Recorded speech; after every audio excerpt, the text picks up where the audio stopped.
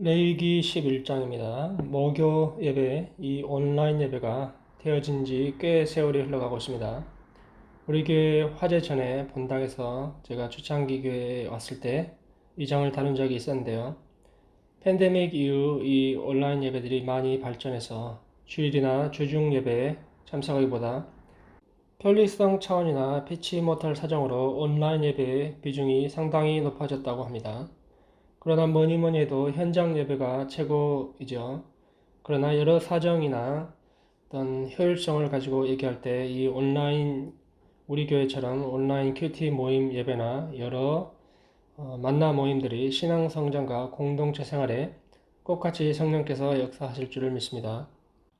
레위기 11장은 음식물 규정과 위생을 얘기합니다. 어떤 분은 이게 11장, 젓가락 모양이니까 그럼 서양 사람에 해당이 안 되나요? 포커스죠. 그래서 이 음식물 규정이 아직도 유효하다고 지켜야 한다. 하나님이 건강상의 이유로, 위생상의 이유로 규정해 왔고 지금도 유효하다고 얘기하시는 분도 있고 우리는 저를 포함 아무거나 막 먹진 않지만 돼지고기, 새우, 조개류, 비닐 없는 생선 이런 것들을 대표적으로 다 먹지요. 우리가 식탁에 쉽게 접할 수 있는 것들 아닙니까? 그런데 11장 1절부터 보면요. 구약 시대에는 못 먹게 되어 있어요.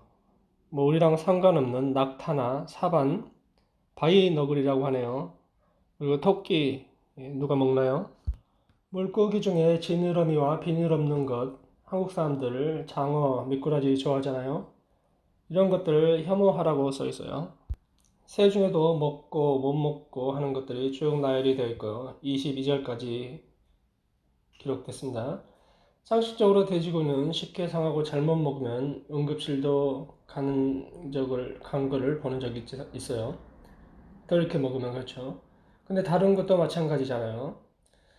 그때 뭐 냉장 시설이 없어서 그랬을 수도 있다. 이렇게 얘기한 것은 좀 그렇나요? 과학적인 얘기로다가 민물장어 같은 경우 요즘 하는 얘기인데 폐수를 먹고 사니 환경 호르몬을 먹고 산다 하는데 과거에는 크게 그렇게 오염이 안 됐으니 이것도 좀 정확한 이유가 될 수는 없겠다 싶나요? 건강상의 이유라면은 모든 음식이 과하게 먹거나 잘못 먹으면 위험의 요소가 있는 것은 사실이죠. 그쪽을 주장하는 분들의 얘기를 처음에 들어보면 정말 그렇다 싶지만 제가 내린 결론은 현재는 아니다라는 결론을 내렸습니다. 과거에는 그랬을 수도 있겠다 싶지요. 그렇다면 정말 왜 하나님은 이런 구분들을 해 놓으셨을까요? 안 그래도 요즘 먹는 거에 제한을 가지고 한 가지라도 좀 줄이면 입맛이 안 생기는데 이유는 그럼 무엇이었을까를 여러 사람들이 생각해 보았겠지요. 어떤 부류는 순전히 임의로 완전한 복종을 우리 믿는 사람들에게 시험하기 위한 것이다. 하나님이 그러셨을까요? 또 어떤 이유는 이교도 제사와 관련된 부정한 것들이었다. 그 음식들이 부정하다고 써 있는 것들이. 근데 어떤 학자가 얘기하기를 수송아지는 가나안 바알 숭배에 사용되었다고 하기도 하죠. 그러면 송아지도 먹으면 안 되겠잖아요. 그것도 좀 오류가 생기는 문제이죠. 또 세 번째는 또 위생상 잡균과 기생충을 옮길 가능성이 많다. 지금도 먹어서는 안 된다는 사람들의 주장을 보면은 그러면 지금은 먹어도 괜찮나 싶지요. 왜냐하면 냉장고가 잘 발달돼 있고 위생을 잘 이렇게 어, 처리할 수 있으니까 위생적으로. 요즘 독이 있는 것까지 다 빼고 버거라든지 이런 것까지 빼고 독까지 빼고 먹기도 하잖아요.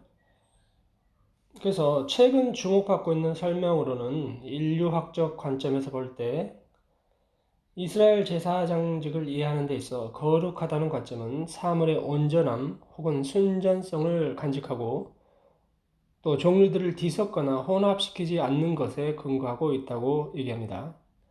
창조 사건에 있어서도 빛과 어둠, 하늘과 땅, 땅과 바다 이렇게 구분이 되어졌듯이 동물을 볼 때 소라든지 지느러미, 비닐이 있는 것들은 그 자체로서 행동 반경 자체가 구분이 되어 있다. 어떤 새들은 부정한 새들은 예를 들어 잡식성, 시체를 먹는다든지 행동 방식이 구분되지 않고 잡식성에서 부정하다. 뭐 이런 식으로 순전하지 못하고 뭐 여기저기 뭐 아무거나 막 먹는 그런 종류여서 부정하다. 뭐 이렇게 IBP 주석을 참고한 건데요. 어떻게 보면 좀 위생 건강성에 가까워 보인다고도 할 수 있겠죠. 중요한 것은 구분되어지는 것인데요. 고대 근동에서는 어떤 음식을 먹느냐가 그 대표하는 세계에 소속되는 중요한 것들이었다고 합니다. 다니엘과 세 친구의 음식 거부에 예가 있고요. 창세기의 선악과 또한 하나님이 주권자다는 걸 얘기하죠. 예수님의 성만찬과 떡과 포도주를 먹음으로 하나님 나라에 속하겠다는 표현이고, 이 레위기의 음식법 또한 그러한 표현, 하나님의 백성과 이방인을 구분하는 표현으로 얘기하면 될 것 같습니다. 그러나 이 모든 게 신약에 와서 다 폐지가 되어진 게 사실입니다. 신약 성경에 예수님이 말씀하시기를 뱃속에 들어가는 게 문제가 아니고 마음에서 이게 나오는 게 문제다라고 말씀하시죠. 그리고 바울도 갈라디아에서 이 율법과 율법의 어떤 그런 걸 주장하는 사람들과 얘기를 하면서 율법은 초등학문이다. 갈라디아서 3장 26절부터 9절까지 보면은 믿음이 왔으니까 믿음으로 말미암아 그리스도 예수 안에서 하나님의 아들이 오신 것에 대해서 얘기합니다. 믿음으로 의롭다고 되었지 그 음식을 먹고 안 먹자 이런 게 더 이상 문제가 아니다라는 것을 얘기를 합니다. 그래서 이방인들 또한 다 이렇게 유대인이나 헬라인이나 자유인이나 남자나 여자나 다 그리스도 예수 안에서 하나이다. 이 음식을 먹고 안 먹고를 지금도 주장하면 마치 초대교회의 이단 비슷하게 됩니다. 또 의학적으로 따져봐야죠. 위생 건강을 따지려면요. 아무튼 중요한 것은 그때 당시에 문화적 구분으로 하나님 백성을 구분하는 차원이었다. 이렇게 보는 게 적합할 것 같습니다. 그렇다면 현재 우리는 무엇으로 이방인됨과 하나님 자녀를 구분하나요? 똑같이 세상에서 같이 밥 먹고 학교 가고 직장 가고 자고 일어나고 하는데요. 주일날 교회 한번 나오고 목요 예배 말씀 듣고 그러면 구분이 일단 되어지나요? 예수 믿는 건 교회 가는 거다? 네. 먹고 안 먹고의 규정 후에 동물의 곤충의 주검을 만지지 말라. 부정하다. 먹을 만한 짐승의 경우에도 만지지 말라. 그것을 만졌다면 옷을 빨고 어느 기간까지 저녁까지 부정하다. 이 뒤에 쪽을 좀 보면 영적 교훈의 의미도 있겠지만 위생적 의미도 있다고 보여지죠. 음식을 먹고 안 먹고도 영적 교훈과 위생적 교훈까지 문화적 구분까지 모두 다를 포함할 수 있겠다는 생각도 듭니다. 지금에 와서 중요한 것은 정하고 부정한 것의 기준은 음식물이나 죽음을 만지고 안 만지고의 차원이 아닌 구분되어지기 위해서는 모든 악의 모양을 버리라 합니다. 그리스도인으로서 살면서 세상과 구분되는 것은 악의 모양까지도 버림으로 온전해지는 것입니다. 성경의 가르침과 내가 하나 되는 것이다 라고 말할 수 있겠습니다.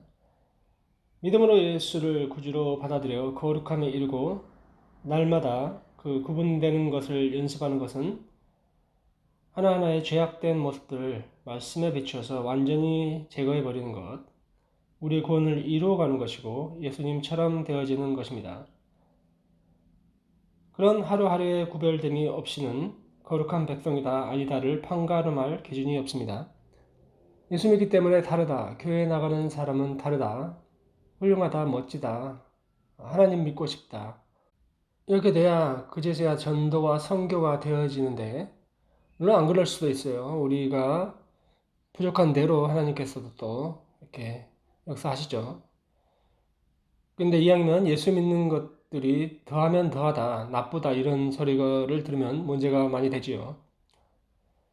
예수 믿는데 왜 저 모양이냐? 물론 쉽게 판단할 수는 없습니다. 왜냐? 예수 안 믿었으면 더 심각한 사람일 수도 있었으니까요. 하나님만 아시죠. 어쨌든 이 저녁도 레위기 11장을 생각하며 구분되어지는 하나님의 사람들로 표가 나는 모든 우리 가족 되어지기를 바라면서 기도드리겠습니다. 아버지 하나님, 아버지께서는 여러 가지 이유로다가 거룩한 백성을 하나님을 대표하는 표본으로 보이셨습니다. 현재를 살아가는 우리 또한 세상에서 가식이 아닌 경건의 모양이 아닌 경건의 능력이 나타나는 모두 되길 예수님 이름으로 기도드립니다. 아멘.